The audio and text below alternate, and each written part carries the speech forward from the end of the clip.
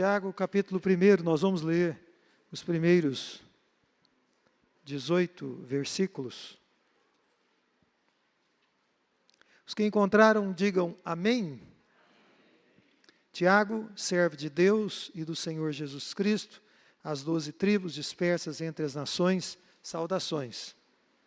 Meus irmãos, considerem motivo de grande alegria o fato de passarem por diversas provações, pois vocês sabem que a prova da sua fé produz perseverança, e a perseverança deve ter ação completa, a fim de que vocês sejam maduros e íntegros, sem lhes faltar coisa alguma.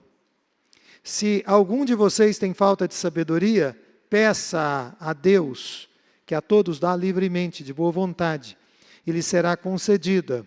Peça, porém, com fé, sem duvidar, pois aquele que duvida é semelhante à onda do mar, levada e agitada pelo vento.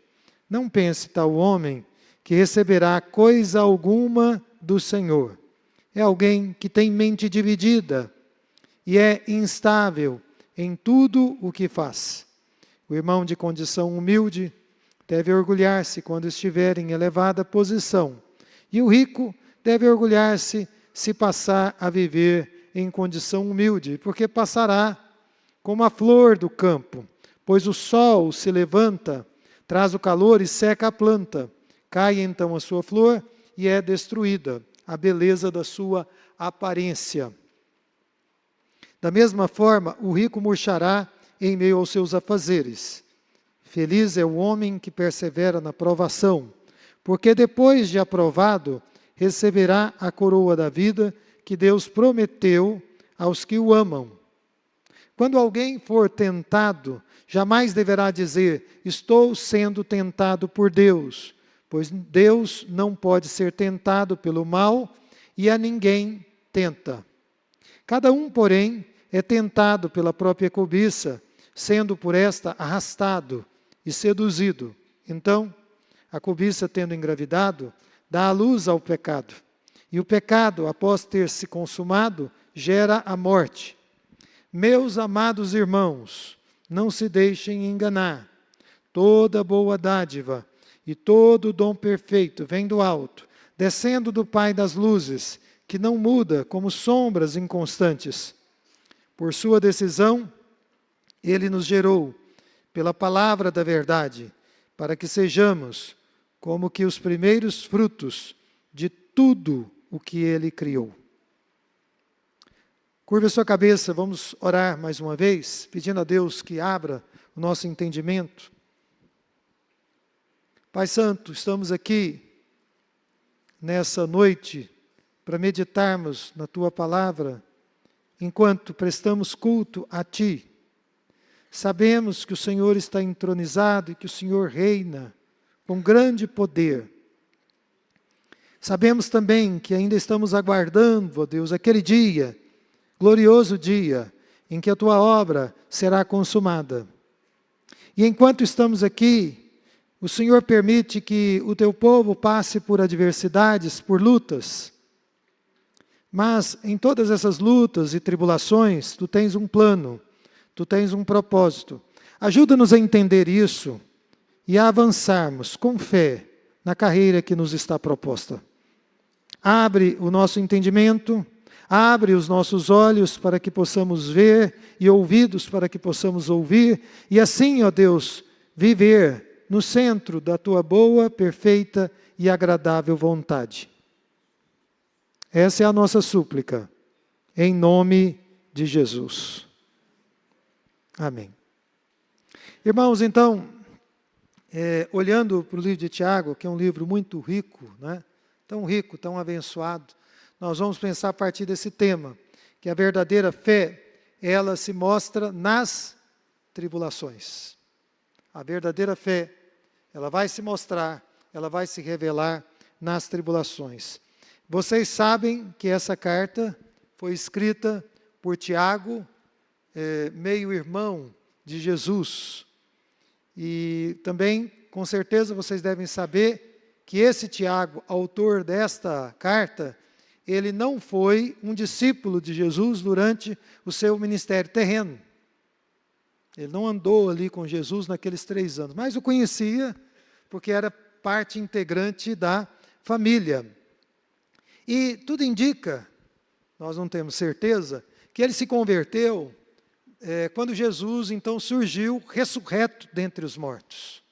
E depositou a sua fé em Jesus. Porque quando lemos o Evangelho, com exceção de Maria, nós notamos que entre os irmãos de Jesus e os seus familiares havia um ceticismo, uma dúvida, uma incredulidade.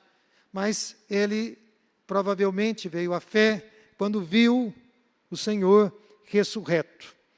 A tradição cristã o convencionou chamá-lo de Tiago o Justo.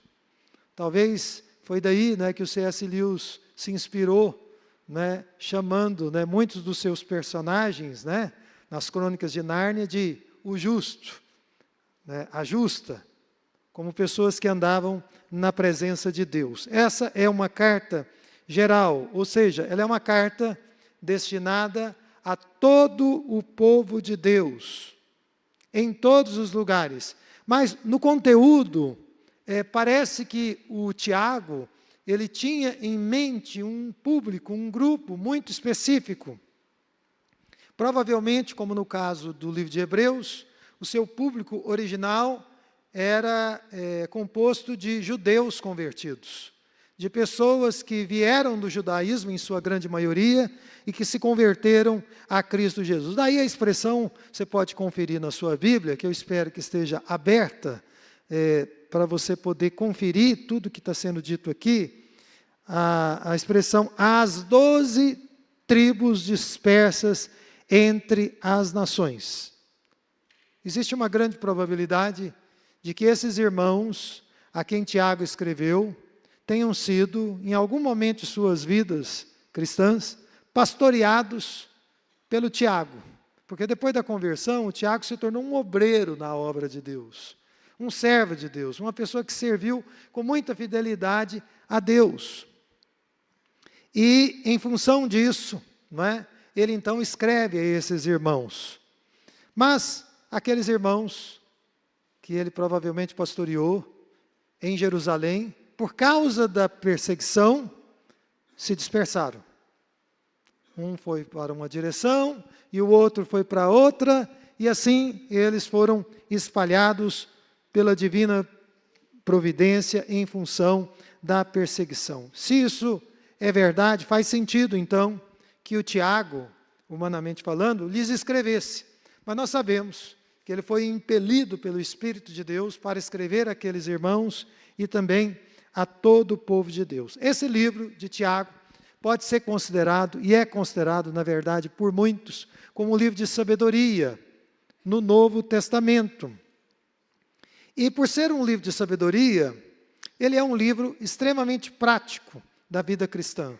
E aqui eu quero dizer que a palavra de Deus ela é perfeita para nós, porque ela nunca apresenta apenas a doutrina, mas além de apresentar a doutrina, invariavelmente ela apresenta também a prática. O que deve ser feito? Como deve ser feito isso? Portanto, é um livro que tem uma profundidade muito grande, mas sempre nos mostrando o caminho que nós devemos seguir no nosso dia a dia. O que isso significa? Significa que não basta conhecer a fé cristã, a doutrina cristã, é preciso vivê-la, inclusive em meio às provações, inclusive em meio às tribulações. E isso, diz Tiago, logo no seu primeiro capítulo, deve ser enfrentado, deve ser vivenciado com uma vida de oração contínua, uma vida de oração persistente, sempre, segundo Tiago, tendo cuidado com aquilo que nós falamos, não sendo desenfreados no falar, porque muitas vezes nós tropeçamos no falar, e o Tiago diz que é preciso haver moderação.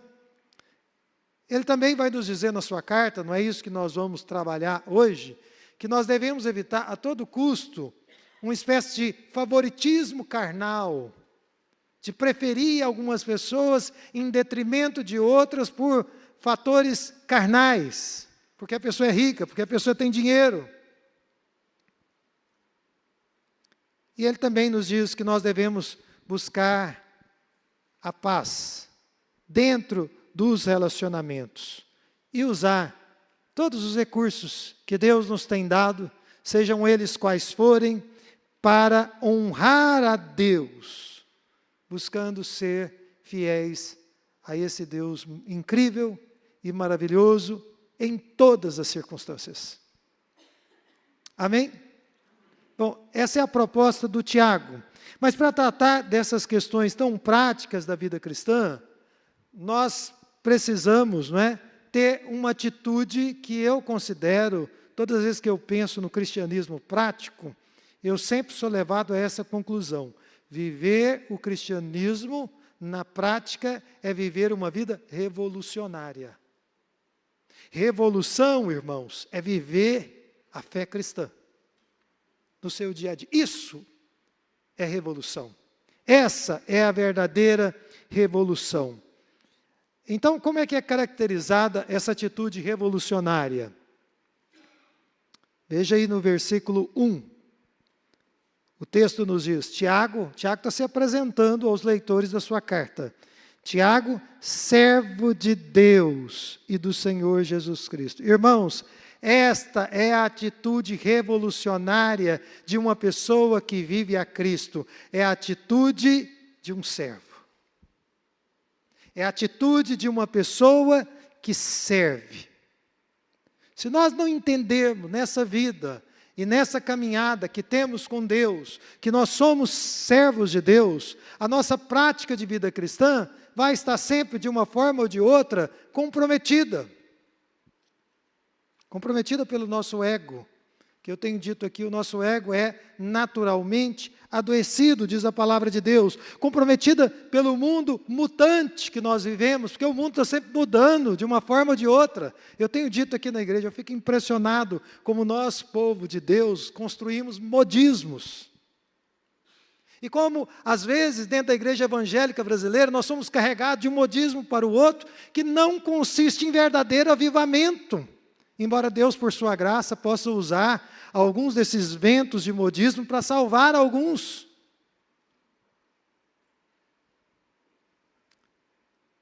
Eu me lembrei, na preparação dessa mensagem, do grande missionário Hudson Taylor, que foi missionário na China. E, para quem não leu a biografia dele, eu recomendo fortemente que leiam, inclusive é produzida pelo seu próprio filho. Ele conta ali várias tribulações que teve que enfrentar. Mas certa vez ele disse o seguinte: se formos fiéis a Deus, nas pequenas coisas, ganharemos experiência e forças, que nos ajudarão nas provações mais sérias da vida. Porque de tempos em tempos, Deus pode muito bem permitir que nós tenhamos que atravessar tribulações. O que é que nós precisamos? Fidelidade. Se formos fiéis a Deus, Ele vai nos sustentar quando a tempestade for muito forte. E Ele vai nos manter firmes na presença dEle. Vocês vão concordar comigo que o nosso país vive um momento muito crítico. Nós passamos por um momento muito difícil aqui na nossa nação. Mas Tiago vai nos ensinar que o crente em Cristo Jesus não está imune às tribulações. Pelo contrário, Deus permite que passemos por ela, mas nos dá graça nas tribulações, para que possamos enfrentá-las. Então, eu quero pensar com vocês aqui, nessa noite, muito brevemente, em apenas 2 pontos.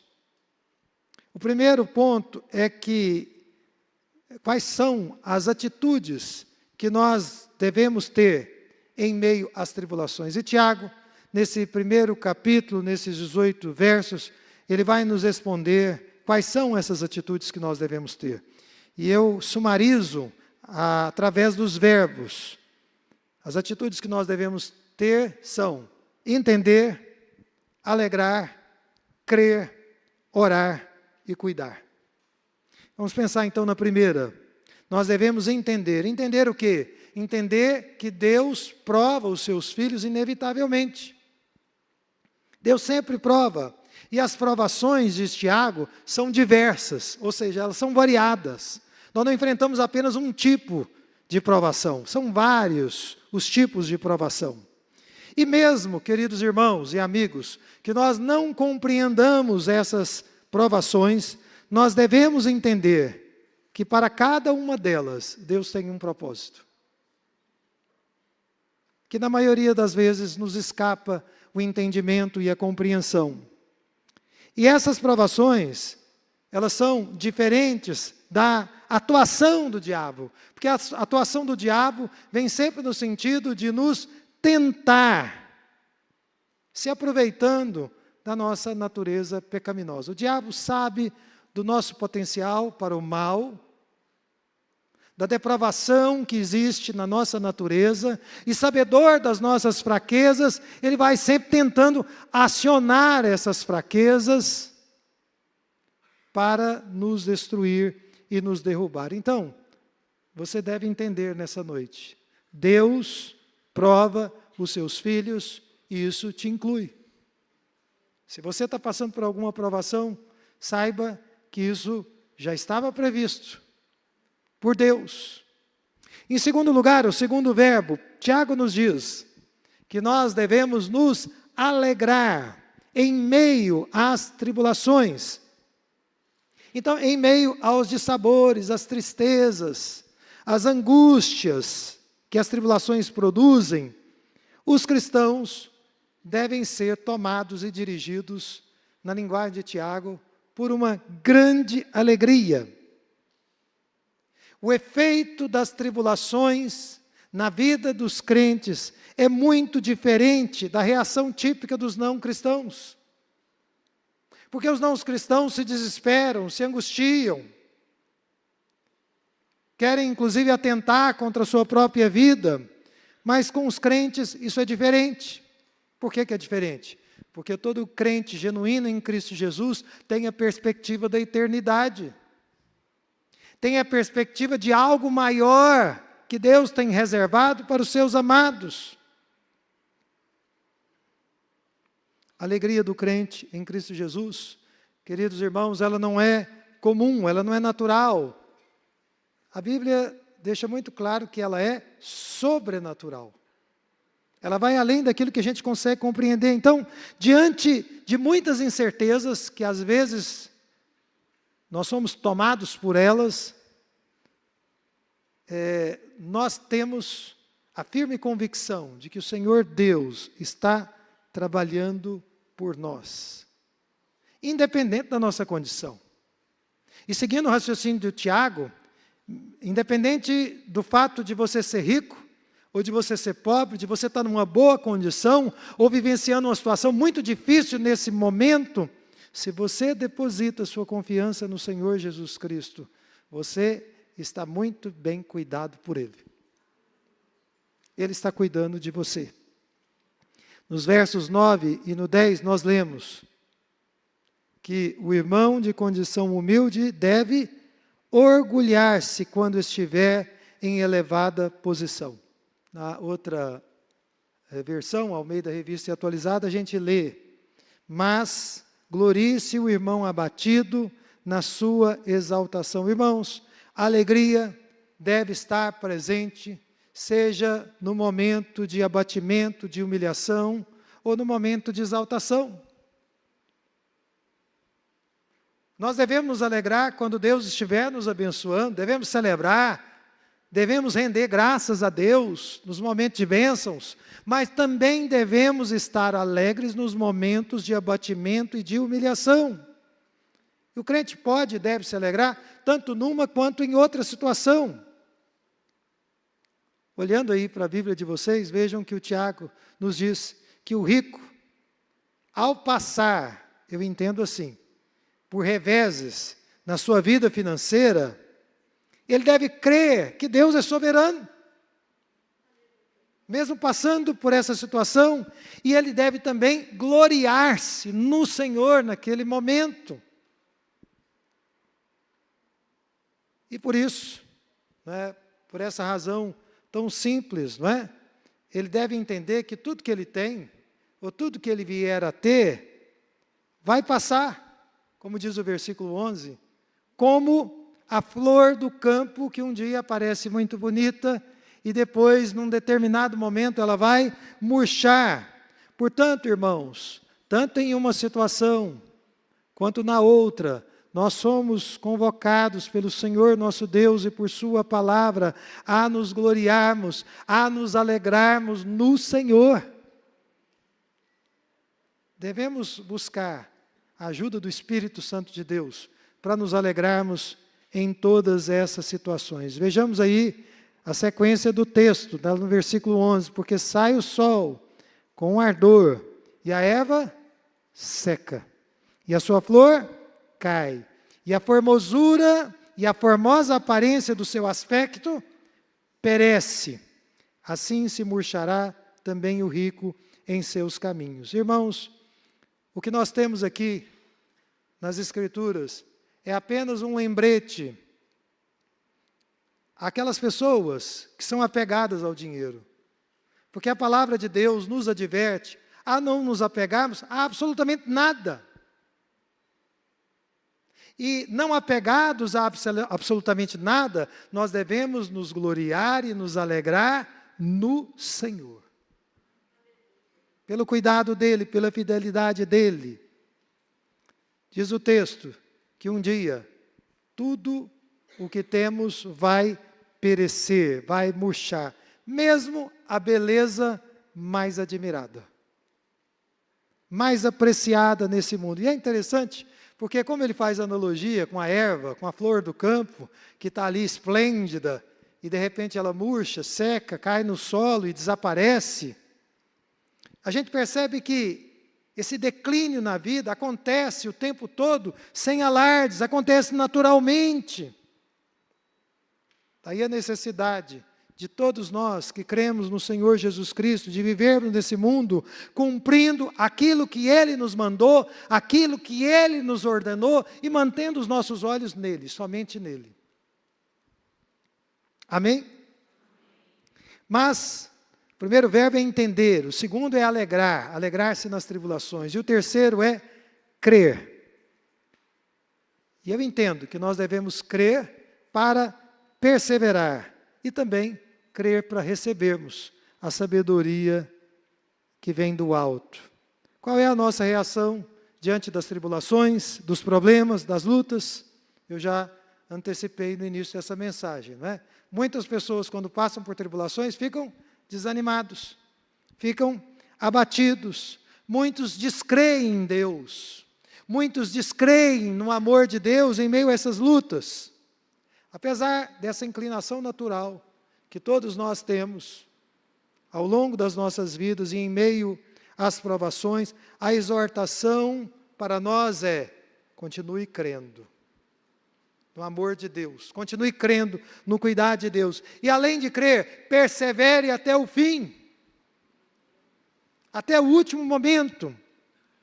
Mesmo que você esteja, e pode ser que alguns aqui estejam passando por isso, mesmo que você esteja enfrentando uma oposição ferrenha, tenha paciência, com a convicção de que Deus está no controle total de nossas vidas e de todas as coisas. Nada escapa ao controle de Deus, nada escapa ao seu cuidado. Portanto, irmão, nós somos convidados, nesta noite, a reconhecer paciente e perseverantemente que Deus está forjando o nosso caráter na semelhança dEle. Se nós estamos enfrentando as lutas, enfrentando as provações, enfrentando as tribulações que Deus muitas vezes permite, nós jamais devemos perder de vista que o Senhor Deus não está perdendo a oportunidade de forjar em nós uma semelhança ainda maior com o Senhor Jesus Cristo. Nas tribulações, Deus parece se interessar em conhecer o quanto nós realmente confiamos nele. Parece que todas as vezes que Deus tira o nosso chão por alguma razão, Ele parece querer testar, provar, experimentar o quanto nós realmente o amamos. Agora, a fé, ela também é importante para nos momentos de tribulação buscar e receber a sabedoria de Deus.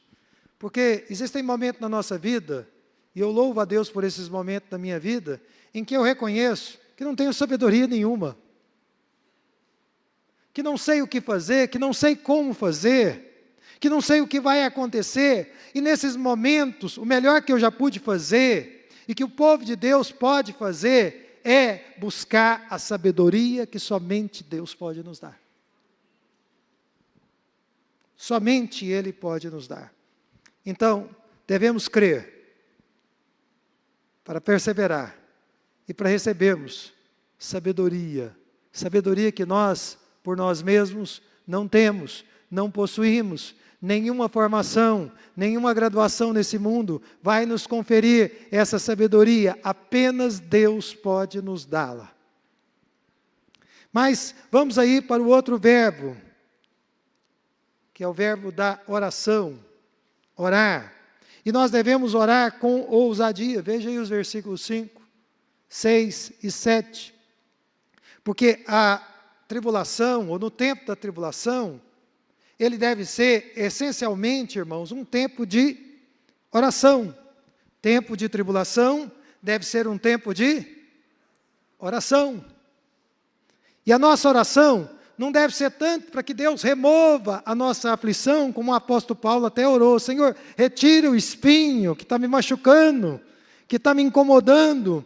A nossa oração deve ser, Senhor, me dê sabedoria, me dê graça, para poder passar por esta provação, para poder passar e enfrentar essa tribulação. É essa oração que nós devemos fazer, irmãos. Me ajuda a lidar com essa situação que eu não previa, que eu não esperava, que eu não imaginava que o Senhor fosse permitir que eu passasse por ela. Nesses momentos de lutas, de tribulações, são os momentos em que nós precisamos de muito discernimento. Como a gente carece de discernimento, não é mesmo, irmãos? Nós tendemos a ver as coisas apenas superficialmente, apenas a casca das coisas, e nós devemos pedir a Deus, Senhor, eu quero ver mais profundamente o que está acontecendo, qual é o movimento do Senhor nessa situação. O texto nos diz, veja aí, na sua Bíblia, se algum de vocês tem falta de sabedoria, peça a Deus. O que isso significa? Que o nosso Deus está sempre pronto, sempre preparado a nos conferir sabedoria. Quantas vezes, neste ano de 2025, já vai se encaminhando para o seu desfecho, você orou pedindo a Deus, Senhor, me dê sabedoria do alto. Chega de estarmos empapuçados de informações, ou da sabedoria humana. Vamos pedir a Deus uma sabedoria que vem dEle, que vem dos átrios dEle, da presença dEle, e que pode graciosamente nos conduzir nessa vida.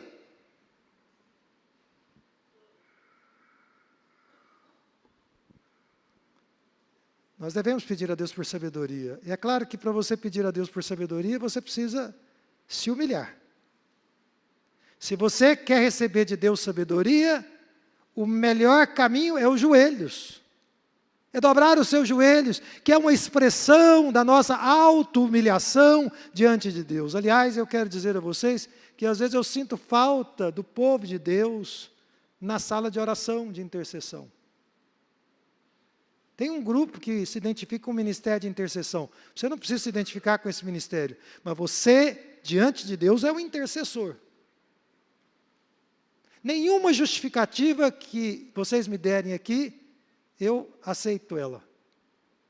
Nós temos um momento de oração, uma hora de oração, antes do culto, das 9 às 9h50 pela manhã, das 18 às 18h50. Nós temos uma reunião de oração na quarta-feira, e eu não entendo porque algumas pessoas dizem, não, eu não vou participar desse momento. Aliás, algumas pessoas chegam na reunião de oração e ficam ali de fora. isso não faz sentido. Na tribulação, nós precisamos nos humilhar e dobrar os nossos joelhos e clamar a Deus. Amém? Precisamos clamar a Deus. Algumas pessoas não pedem a Deus porque pensam que Deus só vai dar para algumas pessoas. Algumas pessoas têm esse pensamento errado, distorcido, equivocado, esse erro cognitivo. E eles pensam assim: Deus só abençoa algumas pessoas. Deus tem os seus preferidos. Eu já disse isso publicamente, quero repetir. Eu penso que o que acontece, muitas vezes, na horizontal, é que há pessoas que preferem mais a Deus do que outras. Acho que essa é a diferença. Não é que Deus esteja preferindo uns e abençoando mais uns do que outros. É que algumas pessoas, por razões que nós nem sempre alcançamos, não preferem a Deus e preferem outras coisas. E por preferirem outras coisas, devem arcar com as consequências dessa preferência. Mas se preferirmos a Deus e buscarmos a face dEle, certamente nós vamos alcançar a graça. Eu sempre nos vejo como igreja, como a Esther, alcançando graça diante do Rei. O cetro estendido em nossa direção. É assim que eu me vejo quando eu estou aqui orando com os meus irmãos em Cristo, quando estou clamando ali. Eu vejo o cetro de graça em favor da igreja, em favor do povo santo, das pessoas que têm frequentado este lugar. Diz a Escritura que Ele dá a todos livremente. De que forma, irmãos? De boa vontade, nós lemos na NVI. Ele dá a todos de boa vontade. Ou seja, Deus não faz distinção de pessoas. Ele concede graça a todos que o buscam sincera e honestamente e de todo o coração. Mas há uma exigência. Quando você vier a Deus pedindo alguma coisa, especialmente sabedoria, é necessário que você se apresente diante dEle com fé. Você não pode se aproximar diante de Deus incredulamente. Você deve se aproximar diante de Deus crendo. Crendo em quê? Crendo em Deus, crendo no seu poder, crendo nas suas promessas e crendo também nos seus juízos, que são justos e perfeitos. É assim que você deve se aproximar diante de Deus. Portanto, na tribulação, ore com muita ousadia e com muita confiança. Mas, por último, Tiago nos diz que nós devemos cuidar da nossa mente e também do nosso coração. Nós devemos cuidar, isso você confere no versículo 8, para que as dúvidas e a incredulidade não encontrem abrigo no nosso coração, na nossa alma. Portanto, eu quero apelar a todos vocês que estão aqui, em nome de Jesus, nessa noite, para que olhem para os seus corações. Quem sabe você vai orar aí numa fração de segundos agora: Senhor, me ajuda a ter uma revelação do estado da minha alma, do estado do meu coração, e veja se você não está vivendo uma vida espiritual, oscilando de um lado para o outro, oscilando em relação a Deus, oscilando em relação à vontade de Deus, oscilando em relação ao propósito de Deus. Irmãos, uma mente dividida, como diz Tiago, é uma mente sem foco. É uma mente que não tem foco, é uma mente que não tem compromisso, é uma mente que tende a ser instável, diz Tiago, em tudo o que faz. É instável, existe uma instabilidade. Essa é uma das coisas que eu verifico com muita frequência nas pessoas, no campo sentimental, no campo emocional. Eu vejo que as pessoas estão instáveis, como diz Tiago, como a onda do mar. Muito instáveis. Isso precisa ser corrigido. Você precisa desejar mudança. Nós precisamos desejar: meu Deus, eu quero viver uma vida cristã estável, na presença de Deus.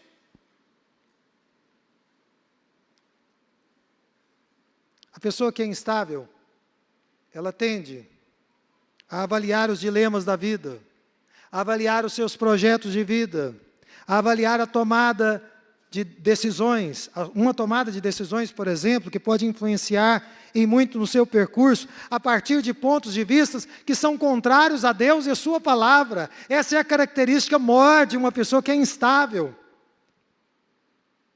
Ela avalia tudo do ponto de vista que é contrário a Deus. E isso, eu repito, traz consequências. Portanto, nós devemos cuidar da nossa mente e do nosso coração. E verificar se nós não estamos oscilando de um lado para o outro. Depois de muitos anos de fé cristã, e de ver muitos modismos, como eu já mencionei nessa palavra, eu tenho verificado, eu tenho conferido, atestado, que não existe nada melhor para o povo de Deus do que isso aqui. Ninguém precisa inventar a roda. E avivamento, irmãos, pode acontecer com você sentado no lugar aí quietinho, em silêncio. Você pode ser profundamente quebrantado e sair daqui por uma determinação do Espírito de Deus a fazer coisas que você jamais fez. Que Deus nos guarde da oscilação, da correria de um lado para o outro, dos agitos, que nada tem a ver com aquilo que Deus tem para o seu povo amado, para a sua igreja. Amém? Eu quero então comentar com vocês, nesse último bloco, sobre o segundo ponto, porque Tiago vai nos dizer que nós devemos diferenciar o que vem de Deus e o que vem de nós. Nós precisamos ser capazes de distinguir uma coisa da outra. Vamos pensar primeiro no que vem de nós, no que vem de você. Versículo 13. Quando alguém for tentado, olha aí na sua Bíblia, jamais deverá dizer, estou sendo tentado por Deus, pois Deus não pode ser tentado pelo mal e a ninguém tenta. Então, nós devemos ser criteriosos, irmãos, e ter o cuidado de não passar adiante a nossa culpa, de não transferir a culpa que é nossa para nós mesmos. Veja o versículo 14 e 15. Cada um é individual, porém, é tentado pela própria cobiça, sendo por esta arrastado e seduzido. Então, a cobiça, tendo engravidado, dá à luz o pecado, e o pecado, após ter se consumado, gera a morte. Ele faz uma analogia com a mulher grávida. A tentação, irmãos, ela tem origem, diz a Bíblia, na nossa própria cobiça, naquilo que nós alimentamos nas nossas almas, nas nossas mentes e corações. E a cobiça, ela normalmente se relaciona àqueles desejos que a gente vai nutrindo dia após dia, aquelas aspirações que na maioria das vezes são aspirações egocêntricas e que nós acalentamos sem tratamento. Então a pessoa vai desejando coisas, e vai acumulando aquilo ali, e não dá um tratamento devido para isso. É por isso que ouvir a palavra de Deus é tão importante, porque nós somos confrontados nessas fantasias, nessas cobiças que nós vamos guardando na nossa alma. Tiago parece nos mostrar aqui que os que buscam a sabedoria que vem de Deus, os que não buscam a sabedoria que vem de Deus, acabam ficando com a sua própria. Parece que isso é uma espécie de juízo divino. Se você não busca a sabedoria que vem de Deus, Deus pode muito bem permitir que você conduza a sua vida com a sua própria cabeça, com a sua própria inteligência, com a sua própria sagacidade. E isso desencadeia o processo de geração do pecado. Porque você está se guiando pela sua própria sabedoria. Se nós estamos acomodados com a nossa própria sabedoria, meus irmãos, então a cobiça, ela vai ganhar espaço nas nossas vidas. E o pecado vai nascer. E o pecado ele vai se instalar nas nossas vidas. O fato de muitas pessoas caírem em pecado, tropeçarem em pecado, não se deve, na minha opinião, essencialmente, eu digo isso baseado no texto, a uma atuação maligna, a uma atuação demoníaca, porque esse é o depoimento que eu ouço depois que a pessoa tropeça em algum pecado. Ele diz, olha, o diabo agiu de uma maneira muito grande, e quando eu ouço essa pessoa, eu percebo que não foi o diabo. O que aconteceu foi que essa pessoa não deu tratamento para coisas que ela foi acalentando e alimentando na sua alma, no seu coração. Inevitavelmente, o pecado veio à luz. O combustível para o pecado, infelizmente, irmãos, ele está em nós. Ele está em nós. Mas é claro que as chamas incendiárias do diabo e do inferno, elas podem contribuir. Pessoas que às vezes aparecem no nosso caminho e são enviadas pelo diabo para as nossas vidas, podem sim contribuir para que isso aconteça. Mas, essencialmente, a culpa começa com as cobiças que nós alimentamos. Irmãos, é fácil que nós nos coloquemos como pessoas que culpam a Deus, o diabo e outras pessoas pelas nossas culpas, não é verdade? Nós somos mestres em fazer isso. Mestres em apontar o dedo e dizer que o nosso mal feito foi decorrente da culpa alheia, do outro que se levantou. Mas a Escritura é claríssima quando ela diz, vejam aí na sua Bíblia, meus amados irmãos, não se deixem enganar. Não se deixe enganar, nós não podemos nos enganar com isso.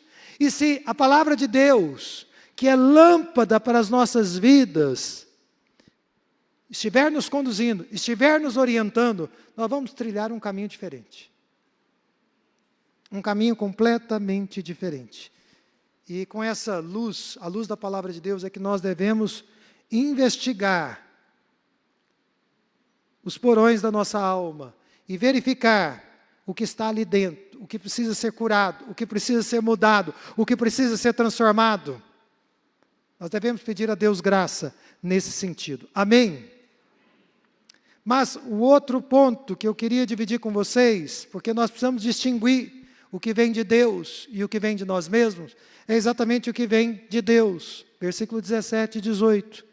Tiago nos diz, toda boa dádiva e todo dom perfeito vem do alto, descendo do Pai das luzes, que não muda como sombras inconstantes.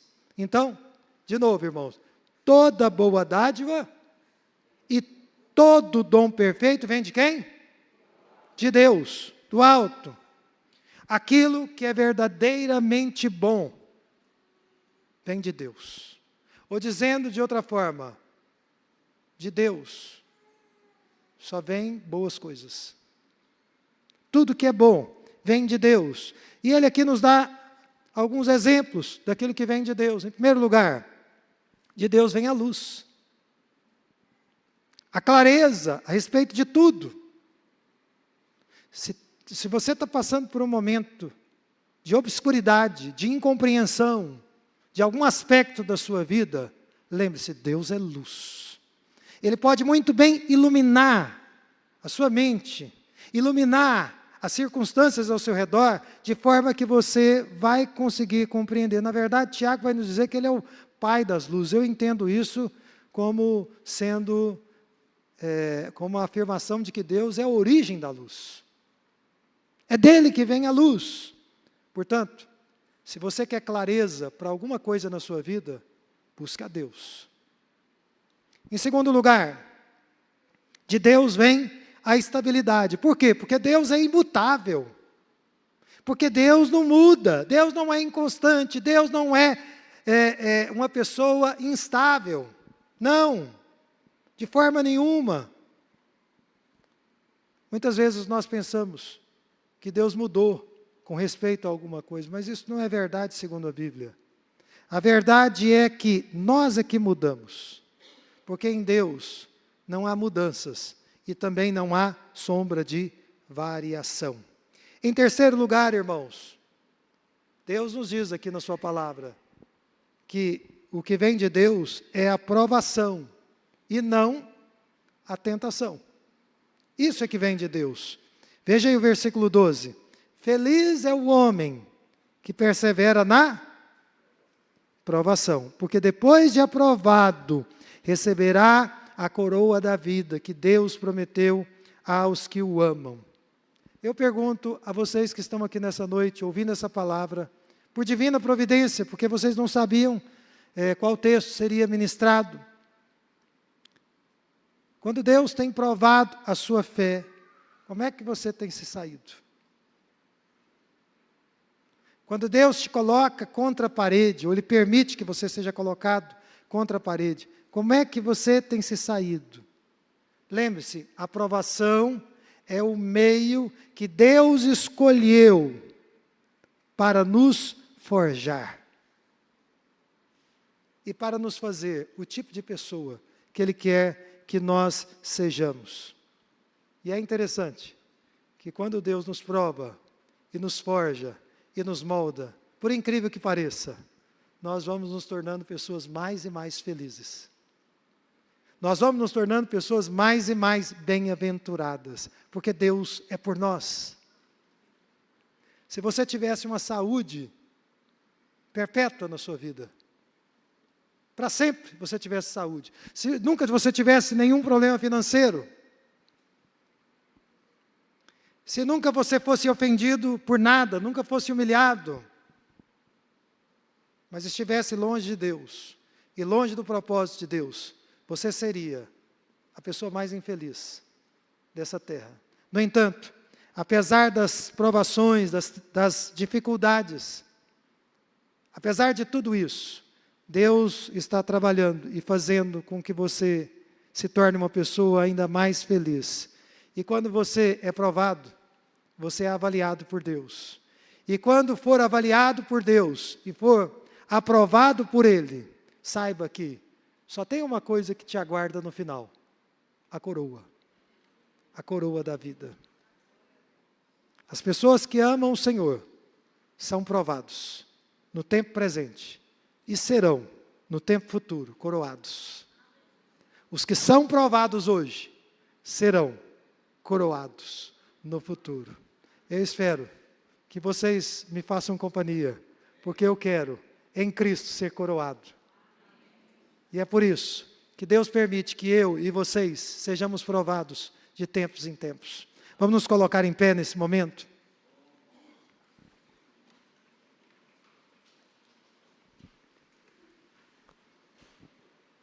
Quero aplicar essa palavra,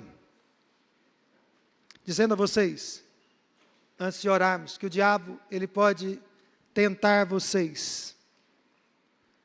Mas vocês aprenderam comigo, juntamente comigo, porque eu também aprendi isso nesse texto, que a origem das nossas tentações são as coisas intratadas que nós vamos abrigando dentro de nós. Então nós precisamos prestar atenção nessas coisas, reconhecer o que está acontecendo dentro de nós e suplicar o favor de Deus para as nossas vidas. É da vontade de Deus que nós tenhamos essa compreensão e possamos nos alegrar nas tribulações, como um povo escolhido, como um povo eleito, crendo nele, perseverando em meio às adversidades e mantendo-nos onde Ele quer que nós estejamos. Curva a sua cabeça nesse momento. Feche os seus olhos. E fale com Deus nesse instante.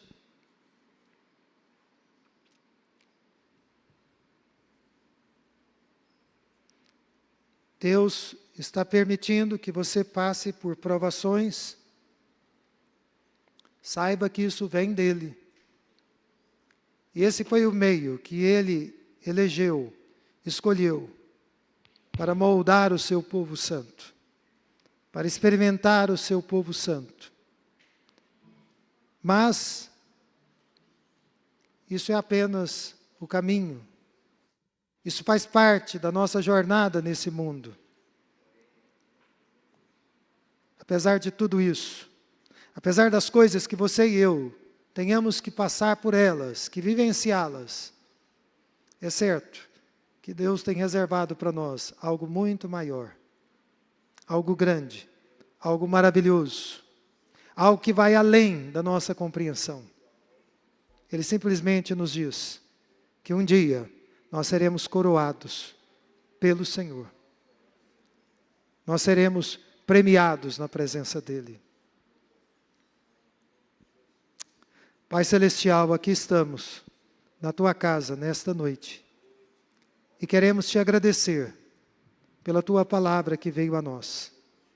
Agradecer pela certeza de que, se somos provados, isso é uma evidência de que a nossa fé é algo real, é algo genuíno. Deus querido, ajuda-nos a enfrentar as tribulações e provações da maneira certa. Ajuda-nos a depender de Ti ainda mais. Ajuda-nos, ó Deus querido, a vivermos de uma forma que Te agrada. Mesmo que estejamos afligidos por circunstâncias, por momentos nas nossas vidas, que possamos perseverar, que possamos avançar, sempre na expectativa daquilo que o Senhor ainda vai realizar nas nossas vidas. Agora que vamos para as nossas casas e vamos enfrentar mais uma semana de trabalhos, de estudos, concede-nos a graça, meu Deus, de, ao sermos provados, sermos aprovados por Ti. Em nome de Jesus, leva o Teu povo amado para suas casas em paz, guardando-os e protegendo-os e fortalecendo-os por Tua graça. Em nome de Jesus. Queridos irmãos, que a graça do Senhor Jesus Cristo,